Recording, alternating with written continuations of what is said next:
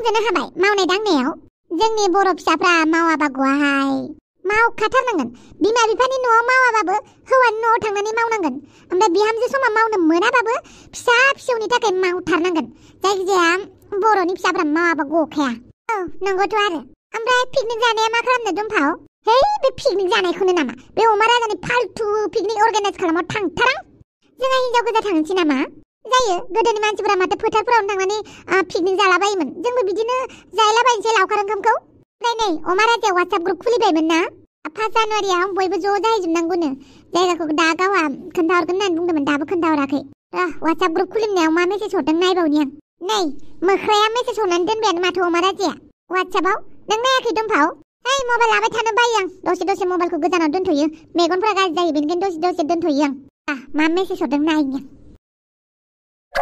साला सुवादफ्रा पिकनिक जानो थांनो होननानै आंखौ अर्गानाइज खालामनो होननानै दा पिकनिक जानो थांनो गिदों पापिफोरा 10 थाखायाबो एसेल'द्राय जायो 200 300 1000 2000 5000 बिबाबो बारा जायो थांनोबो लुगैयो ओमफ्राय गिनायबो फैयो फैसा एसेल' खांबाबो दाय बुरजा खांबाबो दाय मा जातनि मानसिफोर लोगो मोनखोब्रा आंलाय मा पाप मावनायनि अडिअ कल खालामनानै गोदान रुलखौ खोन्थाहरनोसै आं पापिफोरनो हेलौ मान गैयाबाबो मान लुबैनाय मानसिफोर 2025 मायथाइनि 1 खालार खालि पिकनिक जानो थांनो ओंखारनाय माने लावखार ओंखाम जानो थांनो ओंखारनाय मान गैजायै सेंग्रा आरो सिख्लाफोर खोनासं बयबो नैबे अमा राजाया अर्गानाइज हिसाबै बा एडमिट हिसाबै मोनसे अडिअ कल रेकर्ड खालामनानै नोंथांमोननो हरनाय जादों गोसो गैयाबाबो बेनिखायनो नोंथांमोना गोसो गैयाबाबो खोनासं बारि खनानि मुगा सं दाथ' नोंथांमोना 10 थाखा खांबाबो दाय जायो टाइटेल हिसाबै 1000 2000 1500 खांबाबो दाय जायो नङा होमबा बेनिखायनो अमा राजानि दिमागाव मोनसे आइडिया फैलायबाय बे आइडियाखौ नोंथांमोना आं फोस्रावनोसै आरो बे आंनि आइडिया बायदिनो जाजोबनांगौ फैसा खांलायलायला जोङो बेनिखायनो टाइटेल हिसाबै जायनि टाइटेला मा टाइटेल बिथांमोना बै टाइटेल हिसाबै बुस्थुफोरखौ लाबोनांगौ दा सेथियावनो जोंहा दैमारि टाइटेलखौ बुंनोसै जायनि टाइटेलफोरा दैमारि बिथांमोना दैनि जगार खालामनांगौ मानसिफोरा दै मोलोंदों मोलोङाखै थाल लानांगौ ओंख्रिफोरा दैया बेसेबां जादों ताल लानांगौ ओंख्रियाव दै होनांगौ माबायदि खालामनांगौ बेखौ ताल लानांगौ थोरसि लथा मैगं थाइगं सुनायफोराव गासैबो दैनि जगारखौ बे दैमारि टाइटेलफोरा खालामनानै होनांगौ आरो मोनसे खोथा खोनासंबाव दैमारि टाइटेलफोर नोंथांमोना दै राननानै थैयां जाबाबो खिन्थु मालायखौ दै दौथारनांगोन बेनि उनावसो नोंसोरो गावबागाव दै लोंनानै मा जाबाय था नोंथांमोननि खामानियानो जाहैबाय गुबुननो मोजाङै दै बिलायनानै होनाय आरो दानिया फैनोसै बसुमतारी टाइटेलाव जाय बिथांमोननि टाइटेला बसुमतारी नोंथांमोनाबो खोनासं बारि खनानि मुगासं बसुमतारी टाइटेल लिरनायफोरा माइरं बस्थायै बस्ता लानानै फैनांगौ बाखि जेबो मिथिला नोंसोरो मा खालामबाय था बसुमतारी टाइटेलफोर माइरंआ जगार खालामनानै दोनखादो 1 खालार खालिनि थाखाय दानिया जोंना फैदो नार्जारिफोरा अमा बेदर लाबोनांगौ अमा जाय बिथांमोननि टाइटेला नार्जारि बिथांमोना अमा बेदर लाबोनांगौ रामसियारि टाइटेलफोरा बोरमा बेदर लाबोनांगौ औवारि टाइटेलफोरा ना लाबोनांगौ ना नार्जारि औवारि आरो रामसियारि नोंथांमोना मोजाङै खोनासं नोंथांमोना ना बेदर लाबोनायखौ दाबावथार नोंथांमोना आमिस आइटेमखौ लाजोबनांगौ बि केयारफुल अमा बेदरा बाल्थिं सफैनांगौ बाखि बेलेग टाइटेलाव थांनोसै बाखि ब्रह्म टाइटेल नोंथांमोननि खामानियानो जाहैबाय ओंखाम ओंख्रि संनाय थावबाबो थावाबाबो संनो रोंबाबो रोङाबाबो ओंखाम ओंख्रि संनायाव नोंथांमोना थाथारनांगौ मालायफोरनि भिडिअ लानायखौ रिल लानायखौ नुनानै मेगन सालु साला जाबाय थानाय मोननाय नङा नोंथांमोननि खामानियानो जाहैबाय ओंखाम ओंख्रि संनाय बिनि उनाव संखांबासो नोंथांमोना भिडिअ लानो मोनगोन खोनाबायना ब्रह्म टाइटेलफोर ओंखाम ओंख्रि संनो रोङै सेंग्रा सिख्लाफ्रा ओंखाम ओंख्रि संनो सोलोंखादोसो दाहायनो जाहाथे 1 थारिख खालि जेबो बाहाना बाजि होआ ओमफ्राय दानिया फैदो नेक्स्ट टाइटेलानो जाहैबाय बर' टाइटेलफोरा एसे मेलेम बाहायनांगोन पिकनिक जानाय मानसिफोरखौ बेंखनाव दोननो रोंनांगोन सोर बेसेबां जादों सोर बेसेबां जायाखै बेफोरखौ एसे नोजोर होनांगोन बयखौबो समान नोजोरै नायनांगोन बर' टाइटेलफोरा आरो मोनसे खामानिबाव बुस्थु रोगानाय लांलाय लाबोलाय बेफोर गासिबो बर' टाइटेलफोरा मावजोबनांगोन आरिनिफ्राय बुस्थु रोगानानै बै पिकनिक थिलिसिम बुस्थु लांनाय गासिबो बर' टाइटेलनि गोजा बुंनो थाङोब्ला बर' टाइटेलफोरखौ पिकनिक जानायनि गाहाय रोदा होननानैबो बुंनांगोन बेनिखायनो नोंसोरना दायथ'आ एसे बारा थागोन माने पिकनिक जानायनि मानसि गोमानायफोरखौ ताल लानांगोन सोरबाफोर जौ लोंनानै हासुलाबायबा खिलाबायबा गोबालाबायबा एसे ताल लानांगोन ओमफ्राय पिकनिक जाखांनायनि उनाव साफा सुफा खालामनाय दायथ'आ बर' टाइटेलफोरनि बाखि जेरावबो थाफानो मोनगोन बिसोरो फट' साफायनायावबो थाफानो मोनगोन भिडिअ लानायावबो थाफानो मोनगोन ओंखाम ओंख्रि संनाय जे खालामनो गोसो जायो खालामनांगोन खिन्थु बेंखननि बाहेराव रावखौबो दोननो मोना आरो पिकनिक जानाया एसेबो गाज्रि जानो मोननाय नङा बेखौ बर' टाइटेलफोरा नोजोर होनांगोन बास बिनि उनाव जोंना फैगोन माखासे टाइटेलफोर जेरै गयारि खेरखाटारि इस्लारि महिलारि बिसोरनि टाइटेलखौ आं जेसेबांखिनि मख'दों बिथांमोना आलु लाबोनांगौ पियास लाबोनांगौ बानलु लाबोनांगौ दुन्दिया लाबोनांगौ दालि लाबोनांगौ जानाय थाव लाबोनांगौ मिथिबाय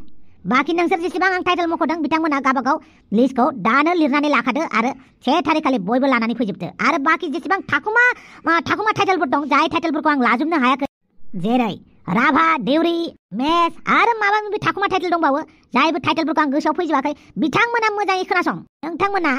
संख्रि सिनि सापात दाउदै आरो फिथाइ सामथायाबो जानांगोन आपेल आंगुर बेफोरखौ लाबोनांगोन नोंसोरो आंनि बायदिबा क्लियार जाजोब्बाय बायदि मोनबाय आं थोरसि लथाया सोर लाबोगोनलाय आच्छा बार' थाइबानि लारु सरगियारि गयारि महिलारि नोंथांमोना जाय जाय मैगं थाइगं लाबोनांगौमोन बिथांमोना थालिर बिलाइखौबो लानानै फैफायो जेन आरो थालिर बिलाइयाव जागोन मोनसे खोथा खोनासं हायोबा गासिबो टाइटेलनि मानसियानो गावबागाव थोरसि लथा लानानै फैजोबलै थोरसि लथा थोरसि गंसे खुरै गंसे गिलास गंसे गासिबो लानानै फैजोब बाखि आं साराय गिदिर खान्था गिदिरफोरखौ आं लानानै थांगोन होमबा गासिबो क्लियार जाजोब्बायबा आरो मोनसे एनाउन्समेन्ट बाव बेनो जाहैबाय गावबागाव गारिजों फैगोन मानो होनोब्ला जोंनि बाजेटआ 10 थाखाल' नालाय बेवहाय गारि फैया बेनिखायनो गावबागाव गारि रिजार्भ लाना फैना मायो फैनांगोन लकेसनखौ आङो वाट्सएपआव नोंथांमोननो दा फट' साफायनानै आरो जायगानि नामखौ हरगोन अब्ला दिनैनि अडिअ'खौ बेखिनियावनो दोनथ'नाय जाबाय आं 1 खालार खालि नङाबा 31 नि मोनायाव आं नोंथांमोननो अडिअ' मोनसे हरबावगोन बयबो गोसो होनानै खोनासं आरो पिकनिक जानो होनानै प्लानिं बानायनानै केन्सेल खालामबा जानाय नंला जुदि बे बाराव जुदि पिकनिक जानो होनानै केन्सेल खालामो बिथांमोननि जिउआ मालाबाबो साक्सेस जानाय नङा मानो होनबा 1 थारिख खालि लादों आङो 1 थारिखआव मावनो होनाय खामानिखौ जायफ्रा मावा बिसोरनि खामानि मालाबाबो जाफुङा बेनिखायनो 1 थारिख खालि बयबो पिकनिक जानो फैनांगौ नैबे अमा राजानि अर्गानाइज खालामनायाव अके बिदिब्ला दिनैनि अडिअ' रेकर्डखौ आं बेखिनियावनो दोनथ'बाय बाय बाय बापाव बिदिसो जालायबाय होमबा अमा राजानिया टाइटेल हिसाबैसो बुस्थु लांनांगौ रोंलालै बे मानसिजों फैसा खांखानानै लांबा मा जायोब्रा सासेयाव 1000 बानो खेला खतम फैसा हजम जागौमोन दालाय नोंलाय माथो होनखो हनै जागोन जाजोब्बाय ओमफ्राय नोंलाय मा टाइटेलाव गोलैफाखोब्रा अमा बेदर दाउ बेदर लांनाय फालायाव गोलैबाय आंहा बापाव नंगौ नामा औलै अमा बेदरा सेरसेयाव बेसेबां लायोब्रा साननि र' सासेयाव सेरबेसे लांनांगोनथाय माथो सेरबा लांबानो जारला जागोनब्रा जोंलाय दाथ' अमा बेदराव गोग्लैग्राफ्रा माथो देन्जार फैसा थांसिगोनलै सासेयावनो सेरनै लांबाबो 800 गाहाम जागोन माथो 1000 गाहाम जागोन दाथ देन्जार बुद्धि बानायदों दे अमा राजाया आयो गावहा ओमफ्राय मा होनखो साराय आरो खान्थाल' लानानै थांगोन नो बेबो रायजोनिखौसो लांखागोन बायदि मोनदों आं बेखौ आइलै अमा राजानि बुद्धिजोंखि गावहा फ्रियावनो रायजोनिखौ लानानै थांसिगोन दो बाननाया जोंफ्रा अमा बेदरा नोंनालाय मायाव गोग्लैदों आंना बर'लै बर' गासैखौबो नोजोर होनाय खान्था खुरै थिखोनाय खान्था खुरै लेथ्रा जाबा ओरैनिफ्राय बोथ्रिनाय मानसिफोरनि खिनाय हासुनाय खबर लानायनो जायो जेरैबो सलियो फैसाथ' होनाङा ना ओइ शाला फैसा होनाङा नामा बर'फोरा फैसा होनाङा थेवबो खामानिया बुरजाथारना नोंसोरना बेदर लानानै हैदो बा जिराय थादो जोंना देन्जार माथा मारै मारदोंथ' अमा राजाया मानो नांगोन अमा राजानि दिमाग खाथिनायखौ आच्छा बे ग्रुपआव सोमस्रि दङना गैयाब्रा नायलाय गैया माथो गैया मा सोमस्रिया जोंजों पिकनिक जानायाव थांफाया नामा आंलाय मालाय सिख्लाफोरखौलाय मा मिथिगौब्रा र' फन हरनि हेलौ ओ सिखिरि मा नोङो पिकनिक जाया नामा 1 थारिख खालि जोंजों हा पिकनिक जाखांबायानो नोंसोर रावबो खबर होआखै नामा आं होबायना आं नों जेबो टेनसन खालामनाङा दे नोंना टाइटेला मामोनलाय आच्छा टाइटेला नार्जारि होनबा नोंना दे नोंनि मुङाव बेदर 15 केजि होनोसै आं अमा बेदर 10 केजि ओमफ्राय 5 केजि बोरमा बेदर होनोसै आं नोंनि मुङाव आच्छा दे दोनथ'बाय बाप्रे नोंनो 15 केजि बेदर जुदि एरेन्ज खालामनानै होयो जों लांलायनो दरखार गैया माथोलाय मा गैया दङ नोंसोरबो होनांगोन बिदि जायाथ' आं 15 केजि होबा नोंसोर होआ होनबा जानाय नङाना आंहा सिखिरिनि मुङैसो होगोन दा आच्छा दे बेदर जगार खालामनो थांखानोसै आङो थाथ' नोंहा बाप्रे 15 केजि बेदर जगार खालामनो नागिरदों मामुलि फैसा थांगोनलै बे 15 केजि बेदराव बे अमा राजायानोथ' माब्रै खायदा दिहुननानै बेबायदि एरेन्ज खालामखोब्रा हागौलै बेजोंबो देन्जार मानसिथ' आरो बियो आयौ दुमफाव नुबायना अमा राजानि आखलखौ माबायदि मानसि बियो आरो बेबो टाइटेल लानानैसो जाबावबायना फैसाखौलाय बे 1000 खांनो हाया आरो आं मोनथिलाहाय ओमफ्राय माखासे मानसिफोरालाय माथो होनदों मेसेजाव जागोन दे होनहरजोब्बाय मालाय फारि बयबो माथो खालामबावनो दैनि जगारखौ होनबाय नालाय दैनि जगार खालामनानै जों मैगं सुनायनिफ्राय जानायनिफ्राय लोंनायनिफ्राय गासिनिफ्रायबो आरो उपाय गैला बयबो मोनसे मावाबा बे अमा राजानि खोथाखौ लानानै ओमफ्राय जोंना मैगं थाइगं लांनांगौना आयु आलु दालि पियाज जानाय थाव माबा जोंना बांद्राय जायाखै आरो जोंना मैगं थाइगङा बेनोथ' आरो मैगं थाइगं लांनायनि बदल ओंखामखौ संनो मोनला नोंसोरा गोसो बायदि फट' साफायनो मोनबाय थासिगोन ओमफ्राय जोंफोरा गेजेर दै नांगौ नामा ओंख्रि संनायाव माबानायाव दै नांगौ नामा बेफोरबायदि नायथिंबाय थानांसिगोन आरो थिगानो जाबाय दे आलु लांगोन आङो दालि लांगोन आं ओमफ्राय सयाबिन लानानै थांगोन बास बे मोनथामखौ लांगोन आं बाखि बेलेग टाइटेलफोरा लाबावगोन ना जोंनि टाइटेलाव गोग्लैनायफोरा सोरमोनलाय मैगंनि टाइटेलफोरा आं बावगारबाय र' खोनासंफिननांगोन माबा गयारि सरगियारि इसोर आरो ना गाइखेर खाथारि महिलारि इस्लारि बेफोरो जों मैगंनि गोलैजोबदों दे माथो खालामबावनो बे फाग्लानि पिकनिक अर्गानाइज खालामनायखौलाय थांनोसै उपाय गैला दे होमबालाय आंबो थांनोसै ओमफ्राय नोंहालाय बे अमा राजा गोनाङावलाय माबोरै पिकनिक जानो थांनो ओंखारखो गोसो थोलायफिनबाय दरखार नांदों बे अमा राजाखौ गोसोथोनो आं आंनि बयफ्रेन्डखौ लानो थांगोन एसे मेगन साथों अमा राजाया होमबालाय आं थांनोसै आयौ माबायदि जागोन दे बिसोर सानै मानसिया पिकनिकआव नांलायसोगोनखौसो नुहुरखाबाय आङो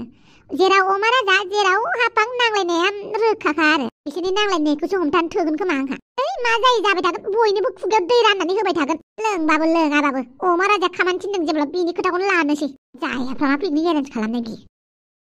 हेलौ जानमनि मुटार এতিয়া পইচা নাই মই ফালি পইচা দিম হ'ব जानमनि खैदिনমান ৰক জানুৱাৰী আহিলক মই দিমতো ফাৰাফাৰি দিম যিমান আছে দিম সব দিম অকে বাই শালা पिकनिक एरेन्जखौ ओरैबायदि दिमाग लगायनानै बानायबाय आं सानसे समाव पलिटिशियान जानो हागोन बायदि मोनदों आं जानो हागोन आच्छा बेखिनियावनो मोनसे बिराद दुखुनांथाव फोस्रावनाय नोंथांमोननो जोङो खोथा खोन्थाबोखाबाय थाखादोंमोन गोदोबो नङा होमबा जों भिडिअखौ 2024आव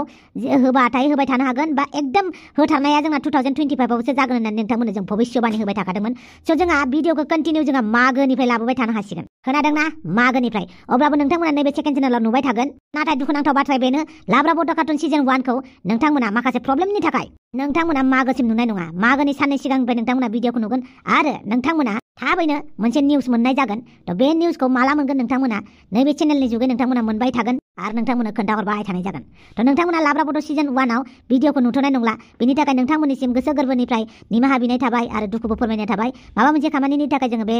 खामानिखौ दोनथ'नाय जाबाय नैबे सिजन सेकेन्ड चेनेलाबो भिडिअ बानायखानायखौसो जों नोंथांमोननि खाथियाव एसे एसे लाबोबाय थानो हागोन नैबे दिनैनि भिडिअखौ नोंथांमोना माबे सानखालि नुगोन आं बेखौ मिन्थिया नाथाय भिडिअआ सिगाङाव बानायखानाय बेनिखायनो नोंथांमोना भिडिअखौ नुथायनो नंला बेनिखायनो नोंथांमोना पार्सनेलि रावबो जाहाथे मेसेज हरा मानो भिडिअ होआखै मानो माबा होआखै होननानै नोंथांमोना गोदोबो खोन्थाखादों जों मोनसे खामानि मावबाय दङ होननानै जाय खामानिया साक्सेस जायाखै आरो बे खामानिनि थाखाय जोङो गेजेर गेजेर भिडिअखौ दोनथ'नाय जायो आरो बे खामानियाबो नोंथांमोननि थाखायनो होननानै थ' माखासे खामानिखौ जाफुङागौ माने खोन्थाथिंनो मोनानो गाज्रि नोजोर नाङो बेनिखायनो माखासे खामानिखौ जों खोन्थाजोबा थ' नोंथांमोना साननैसोनि उनावनो मोनसे निउस मोनगोन मोनसे रादाब मोनगोन नैबे चेनेलनि जुगैनो नोंथांमोननो फोरमायना होबाय थानाय जागोन बेनिखायनो नोंथांमोना अननानै जाय बिमा बिफाफोरा लाब्रा बड' कार्टुन नायनानै मोजां मोनो अननानै नोंथांमोना खोन्थायो जे लाब्रा बड' कार्टुनखौ जोंहा सप्ता खननैनि थाखाय नुथ'नाय नंला होननानै दे होमबालाय नोंथांमोना मेगन मिसिबनानै सप्ता खननैनि थाखाय जेने थेने नेबानो जाबाय साननैनि उनावनो नोंथांमोनखौ मोनसे नोंथांमोननो नट फोरमायनाय माबा मोनसे निउस लानानै फैगोन नोंथांमोना नेनानै थादो आरो जों नोंथांमोनखौ मालाबाबो हारसिङै दोना बेनिखायनो गेजेर गेजेर खाब्ला 2 मिनिट 1 मिनिटनि थाखायबो फैबाय थागोन दे लोगोफोर जाहाथे नोंथांमोननि गोदान बोसोराबो मोजाङै फैबाय थायो आरो नैबे बोसोराबो मोजाङै जोबो बेखौ आं मिजिंथियो स' नोंथांमोनाबो लाब्रा बड' कार्टुननि फेमिलि जाबाय जेब्ला जोंनि दुखु सुखुआवबो नोंथांमोना थाफानांगोन जोंनि रंजानायावबो नोंथांमोना बाहागो लाफानांगोन बेनिखायनो नोंथांमोनखौ जोङो लासै लासैनो जों फोरमायगोन मानि थाखाय जों भिडिअखौ लाबोनो हाथ'वाखै बा माला लाबोनो हागोन बेखौ जोङो नोंथांमोननो फोरमायलांबाय थागोन नाथाय नोंथांमोना एसे धैर्य हमनांगोन थ' प्लिज जोंनि खामानियाव नोंथांमोनाबो अराय सापर्ट होबाय था भिडिअखौ नायनायजों लोगोसे मेन्टेलि इमसनेलि नोंथांमोना जोंजों थाफाबाय था अब्ला लोगो मोनगोन नोंथांमोना लाब्रा बड' कार्टुन सिजन 2खौ नेक्स्ट बोसोराव माने मागोनि सिगाङाव अब्लासिम बे सप्तायाव जोङो मोनसे मावनो गोनां खामानि दङ बेखौ मावनानै लागोन आरो गोदान बोसोरनि एसे रेस्टबो लागोन आरो नैबे चेनेलाव नोंथांमोना बानायखानाय भिडिअखौ नोंथांमोना एसे नुबाय थागोन अके बाय लोगोफोर बांद्राय बुजायबाबो नोंथांमोना रागा जोंगोन बेनिखायनो सुंद'यै दोनथ'नोसै नोंथांमोनखौ जोङो आपडेट होबाय थागोन अके बाय लोगोफोर बाय